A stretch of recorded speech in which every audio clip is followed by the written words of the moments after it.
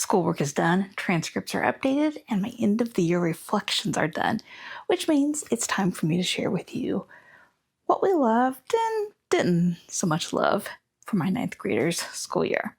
Let's jump right in. If you have been following my monthly update videos, you can probably guess what my first thing is going to be.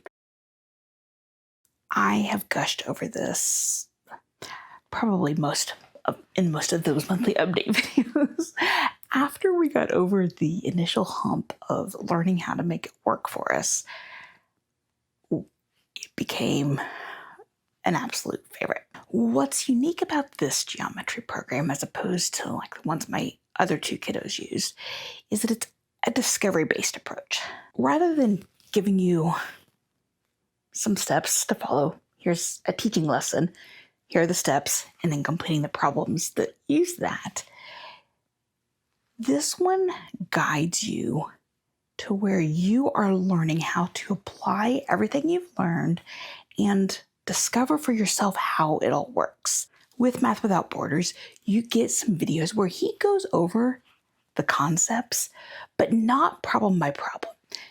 Gives you the general information, then you have the textbook, and then you, using the knowledge that you have, figure out how to solve the problems. There is guidance, so this isn't just like here, go build a house and good luck. Stare at the neighbor's house to figure it out. It's not like that. But it is very much a discovery-based approach. We had experience with that with Beast Academy, math for elementary school. So it wasn't new to us. But at the high school level, it was new. We haven't used that kind of an approach with my other kiddos. I learned so much about geometry. He has a very solid understanding in a way that my other kiddos did not. They could absolutely follow steps. They could do it. They understood like the basics of it all. But Matthew's understanding of it is very different than what my other two kiddos were.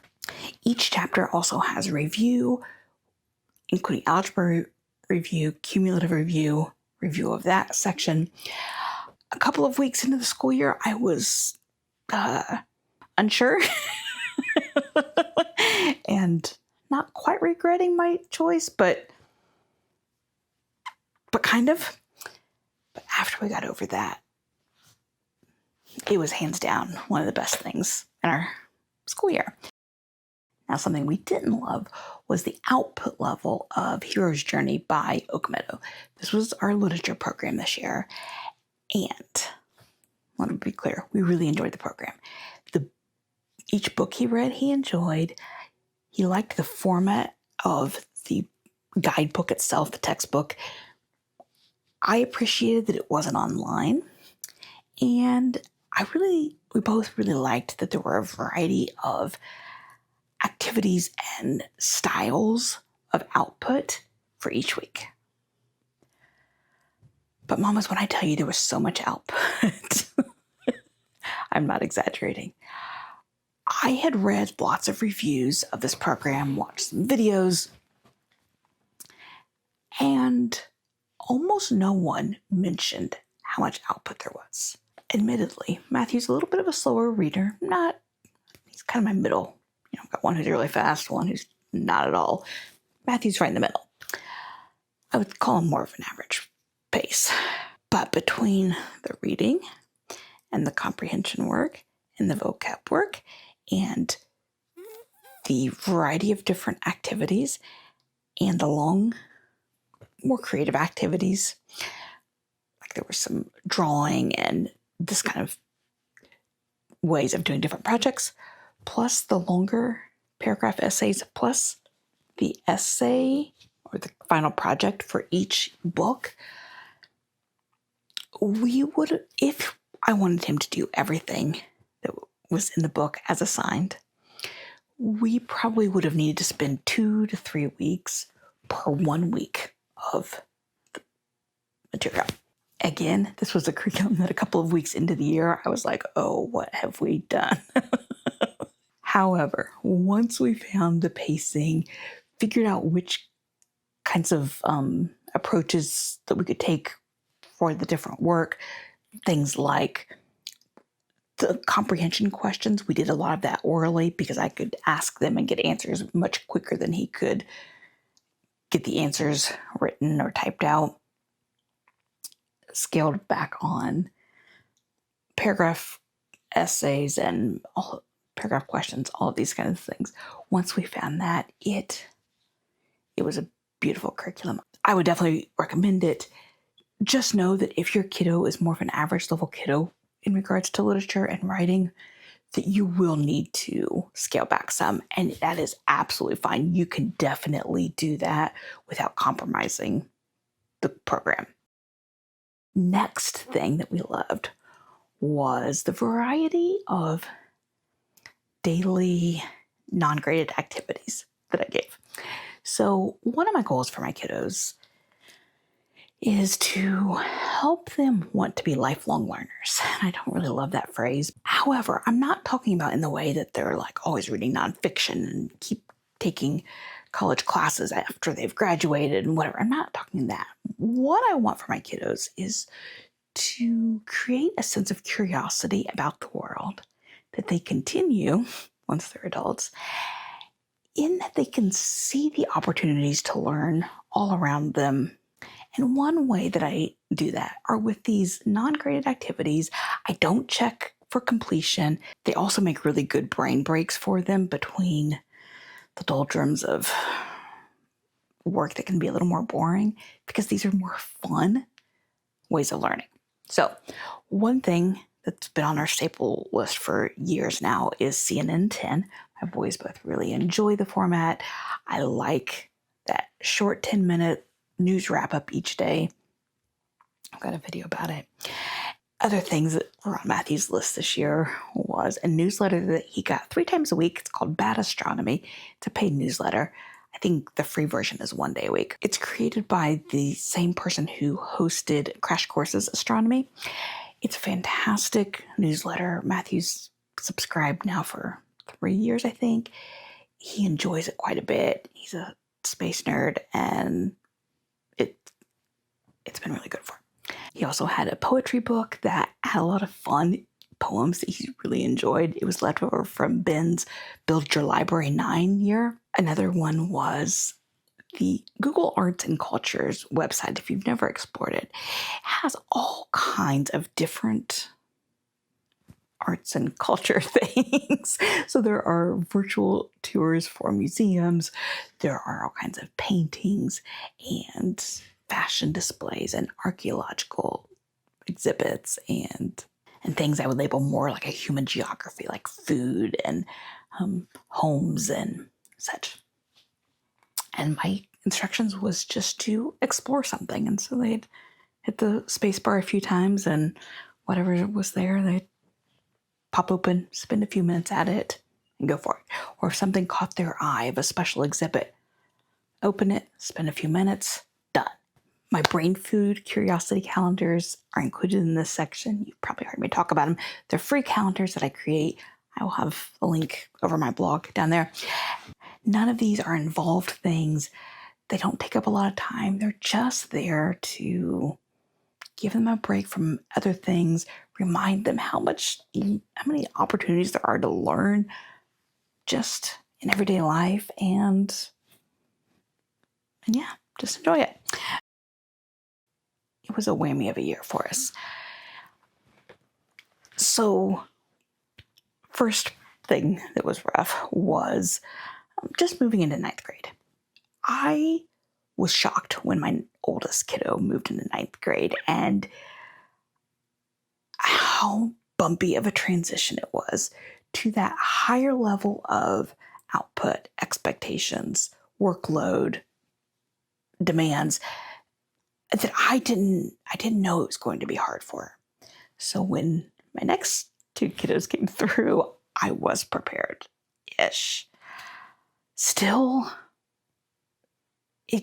especially those first couple of months, it just really took a while to develop a good rhythm for Matthew. Also, one of his activities at co-op was a 1-hour class last year and became a 3-hour class this year. So combined with his other electives that he took there, Mondays were shot. He was gone basically a traditional school day. And then in the fall, he participates on a homeschool soccer team that meets 4 afternoons a week and takes out most of our afternoon each of those days. So our fall was a mess, friends. In retrospect, one thing that would have been really good is that I set aside one evening a week or a couple hours on every Saturday or every Sunday to allow us to do a little catch up. But there was some mom guilt there of like, I wanted him to have all of those opportunities because then he also had some other evening activities. I didn't want to say no to anything. He's my first kiddo who's really gotten involved into a lot of different things in high school. And I didn't want to say, now you have to also do work on the weekend. It felt like a punishment in my mind. Well, it wasn't. It was just a consequence of all the other choices. Coming into this next school year, we're going to have that discussion up front because we can't keep doing what we did last year. It ended up being that we were playing catch up so much of the year that we also didn't take the breaks that we needed as much throughout the year because I felt like there wasn't time to do it.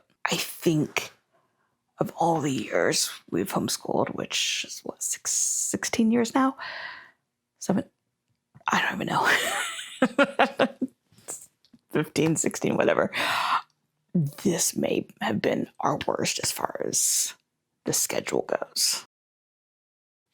Now, on the other end of that spectrum, something that I think was one of the best things I've ever created was history for Matthew this year.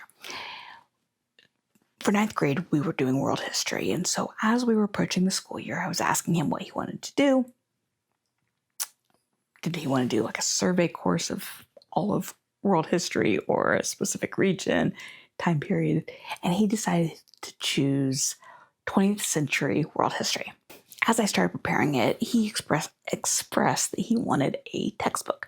And so we ended up choosing OpenStax' World History. This is the U.S. history version, but they're all a very similar format. I have a video about them, so I will leave it. And so as I started crafting that and then kind of working on other resources, he kind of expressed interest in focusing on some wars of the 20th century. And so I started creating regions and wars to study with them. And then we just kept tweaking it. And what came out of it is a class that I ended up calling War and Tyranny in the 20th Century. It was such an interesting course. We purposefully kept World War II pretty limited because he already has a lot of information about that, a lot of knowledge. And there are a lot of other wars that don't get as much coverage in culture, society, most textbooks, etc. I mean, even World War I. I don't know about you, friends, but my knowledge of World War I when I graduated high school was... So as I was creating these, like, we were really focusing on war and tyrants, bad leaders that we don't normally focus much on. It was, I would say, in my humble opinion, one of the top 3 classes that I've ever created. And I've created a lot of classes for my kiddos, especially history. I'm going to do a longer video about this course and one about how I create history courses for my kiddos. But a couple of the resources I used was the OpenStax World History. There was an OutSchool class that I found that was 20th century history films. So each week they would watch a different film from history, a different historical drama, and then also do some history work using Big World History Project from OER. We used it on Khan Academy's site instead, but it's the same thing. And that class was really, really good. It was a bit bumpy for a bit as he learned her style and whatever. Mostly I appreciated that she paired up films chronologically to go with things. That was a big help. I was good about choosing like nonfiction videos, but choosing dramas I kept putting it off. So I'm glad she did it. 2 other spine films video series was How to Be a Tyrant on Netflix and The Dictator's Playbook on PBS. Both of those have several videos in each series, and so we kind of used those as a spine series as we went along. If you've made it to the end, I would love to know something that you enjoyed or didn't enjoy so much about your school year. Be sure to leave it down there. I will leave all the links I mentioned as well, and I will see you in the next video.